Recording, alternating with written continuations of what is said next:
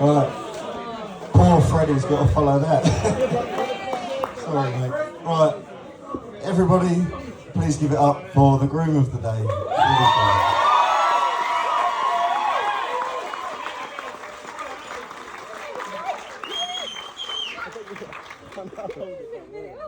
Right, I'm going to try and follow that, but let's see where we get to. You'll have to bear with me. Right, afternoon everybody. I can't quite believe that we've made it here. Firstly, on behalf of me and my new wife, this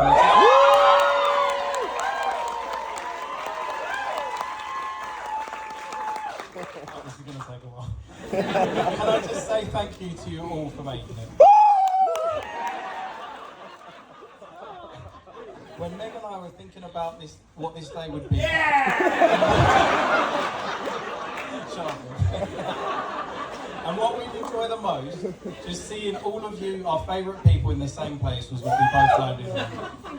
We both recognise that we are so fortunate to have so many family and friends, and it's just been the best day so far, and I'm sure it will continue once I finish rambling. I'd like to take a second and remember those that can't be here with us today. Within the last year, both of our families have lost loved ones. Meg's Aunt Madeleine passed away in September last year, and we also lost my two grandparents, Jim and Monica, within the past 4 weeks. Some of the flowers on the front of this table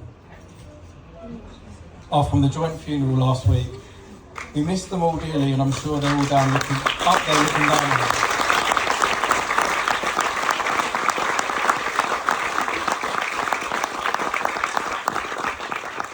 I must also give a heartfelt thanks on behalf of Megan and myself for those who have given up their time to help us over the past few weeks and months. Today would not have been possible without you, so thank you so much.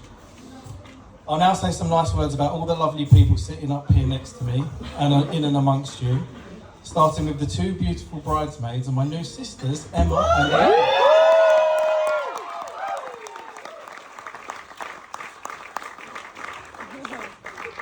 Emma. Thank you firstly for being such a brilliant friend and neighbour over the years. You're the most calm and collected person I've ever met.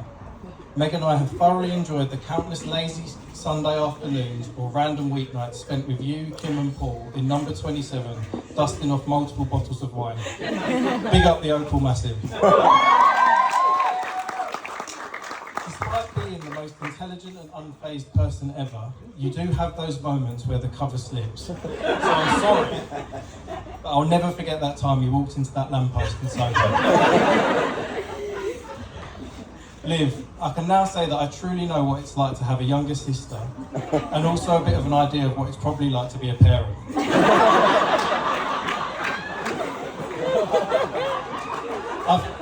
I've thoroughly enjoyed all the great times that we've had together, from being your personal chauffeur to accommodating you turning up at our door at 2 a.m. because you've forgotten your keys. I'm only messing.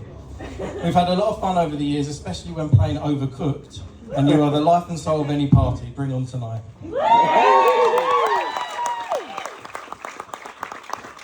On to the rest of Meg's family. Tom, we've known each other for years and years, and I've always had a lot of time and respect for you, even before Meg and I knew each other. I'm thrilled that as of today I now have 2 brothers. I'll always be grateful that you gave the initial nod for me to approach and speak to your sister. And I've enjoyed all the boozy nights, holiday antics and New York karaoke with you, and I'm looking forward to much more of that to come.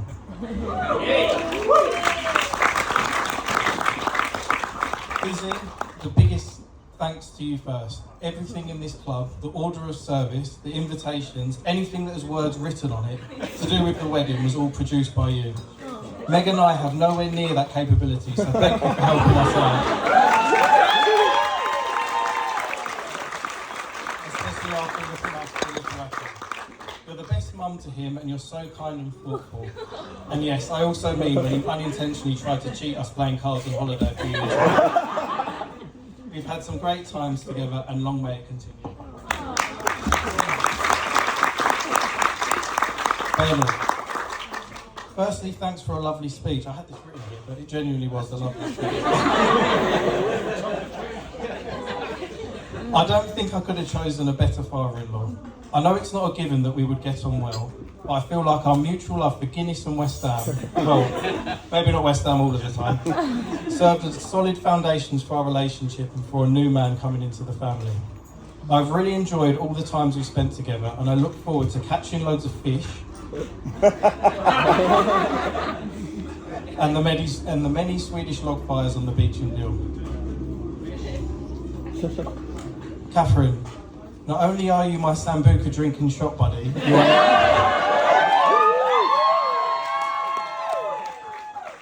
are now my second mum. Realistically though, you have been that from the moment I first walked through your front door. I've felt nothing but welcome in your home. You always go out of your way for Meg and myself, even if it's just a midweek visit, making sure you have all the ice cream, cake or chocolate that I could ever want. Thank you for the endless coffees and being so selfless and caring.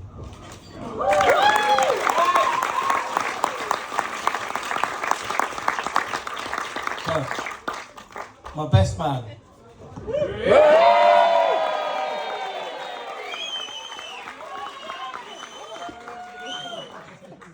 Where to even begin? I don't think it was a surprise to anyone when they found out that I had chosen Kurt to be my best man. We've essentially been inseparable since we were 10 years old when we played football together and were then placed in the same form at our secondary school, Trinity. We've been on some journey together leading up to being best men at each other's weddings, and we still have a large group of mutual friends from Trinity, many of whom are here today.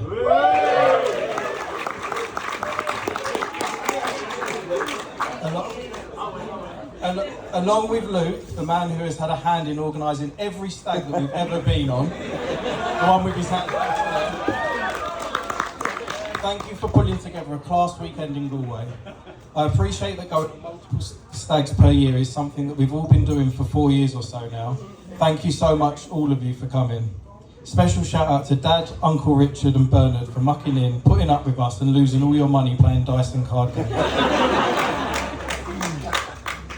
Now on to my family. Sorry, this goes on a bit, but we'll carry on. Cassie, you have been such a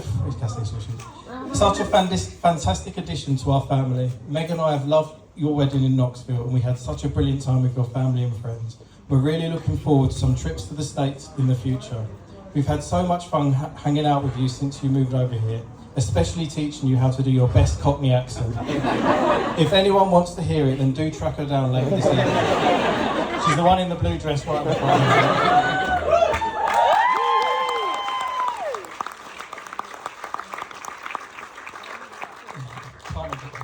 Bob, being my only sibling and with a small age gap, we could have spent our lives at loggerheads with each other, but thankfully that is not the case. Many of my childhood memories have you in them, and I remember them all fondly.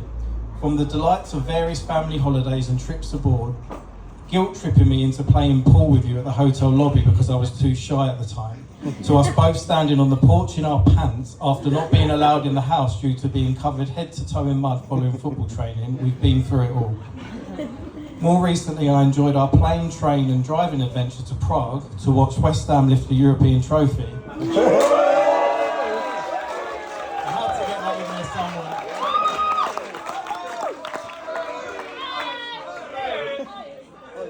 And Meg and I are so happy you met Cassie, and we're both looking forward to the fun times ahead with both of you. Mum and Dad, thank you for everything you've done for us. Dad, I don't think I've ever told you this, but you're the most honourable man that I know, and I've always looked up to you.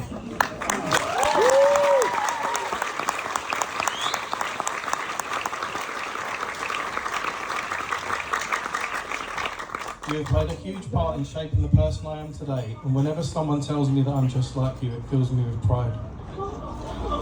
You with Mum gave Bobby and I such a blessed childhood with the greatest memories, whether that be you carrying me on your shoulders down Green Street or playing football with you and Bob in the garden. You were always there for us, and I now recognise how important that was. Even though you love a moan nowadays, Meg and I appreciate all the help and support you've given us, and I can only hope to be half the father you are one day.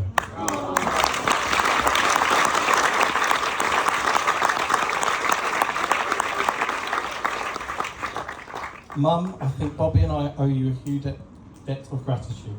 It surely couldn't have been easy raising us two. We'd often play up and fight with each other, but you seemed to always know how to deal with it. You would always make sure that we didn't want for anything, even if that included buying us the new Grand Theft Auto when no other parents would.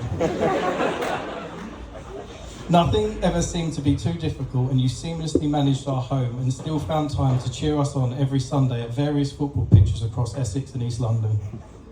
It makes me so happy to see the loving relationship you have with Meg. And I know how much she means to you.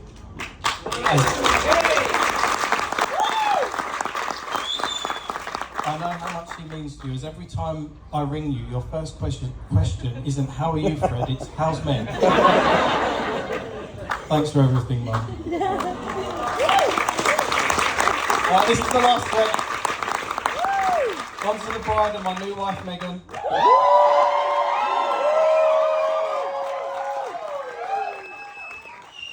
Right, a brief run through. We've been together nearly 9 years.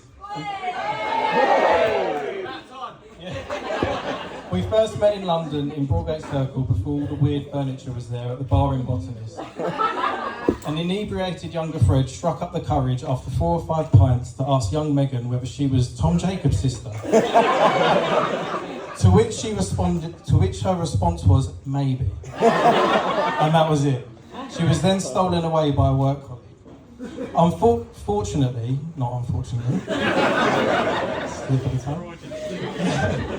Fortunately, we bumped into one another a couple more times, and from then on, following the aforementioned approvals with Tom, we had some fantastic dates with only a few minor hiccups.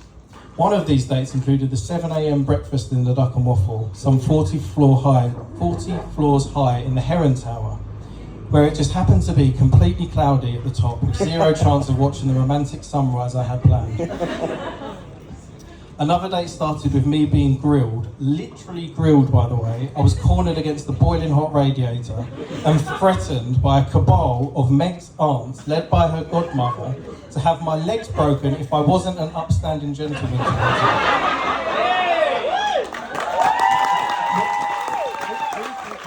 are you? Yeah, there we go. I hope I've done you proud, Laurie. Luckily, I was an upstanding gentleman, and we were engaged in January 2022 after another flawlessly executed date. We spent the day in our favourite restaurant, followed by a proposal in a lift rapidly ascending to the 40th floor of the same building and restaurant that I just mentioned. It was a close run thing as to whether she would give me a yes before we reached the top floor, but she just about managed it. It was around the 37th floor or something. And so here we are. It was really difficult to put into words my feelings for you, and I almost didn't know what to say, genuinely. I think my overarching feeling today is pride. I'm so proud to now be married to you. I'm proud of all that we have achieved together and the life that we lead, and all of these people here in front of us are testament to that. You are my best friend, my soulmate, and I now simply cannot imagine my life without you. I don't know anyone else that would enjoy driving halfway across Europe to watch a 6-hour motor race just to see the look on my face when that first V8 engine came thundering past. Twice. Never again. That's true love. Whilst you are the queen troll sometimes, and I wish you would learn to put things back where they belong. You have undoubtedly made me a better person and bring out the best in me, and for that I will be forever grateful. You've been an immovable support system without which I would have long crumbled under the pressures of work and life, and I always know that you're there in my corner with me every step of the way.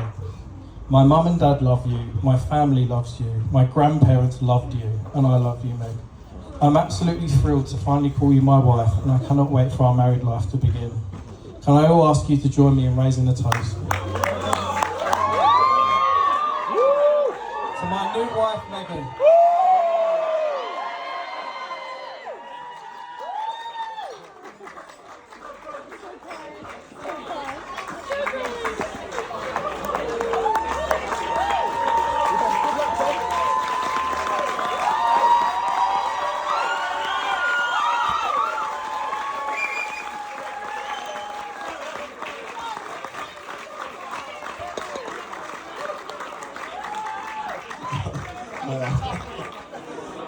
Never has a best man's job been more difficult. Good luck, mate.